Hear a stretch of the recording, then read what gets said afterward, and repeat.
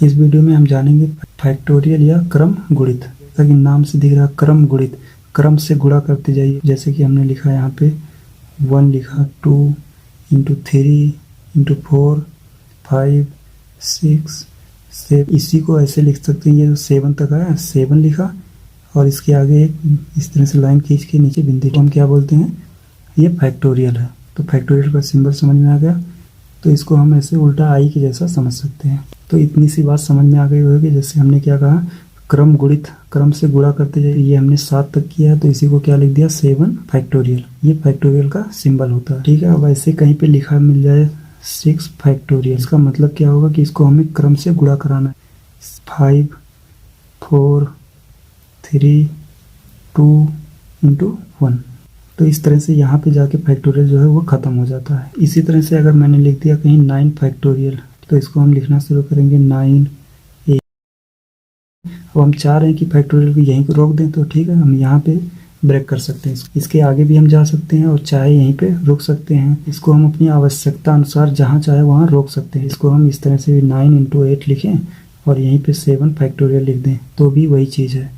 या इसको हम ऐसे लिख दें 9 इंटू 8 का फैक्टोरियल, या इतना नहीं लिखना चाह रहे हैं तो इसको आगे बढ़ाते जाइए।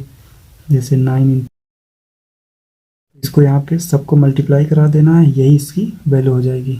तो इस तरह से हम एक नॉर्मल फार्मूला बना सकते हैं। जैसे कि कहीं पे लिखा हो n फैक्टोरियल। n फैक्टोरियल यहाँ पे कोई नंबर हो सकता है, तो इसको हम कैसे लिखेंगे, n लिखेंगे पहले बार, उसके बाद 1 कम कर देंगे, ठीक, उसके बाद एक और 2 कम कर देंगे, ठीक है। इस तरह से हम आगे इसको लिखते रहेंगे, n-2 n-3 n-4। तो ये इसका एक स्टैंडर्ड फॉर्म होता है। इसी को हम और छोटे में लिखना चाहें तो लिख सकते हैं n factorial equal to n और n-1 फैक्टोरियल। हमने यहीं पे इसको ब्रेक कर दिया। इसको आगे भी बढ़ा सकते थे, n-2 n-3, ठीक है। अपनी आवश्यकता अनुसार हम इसको जितना चाहें उतनी दूर तक ले जा सकते हैं।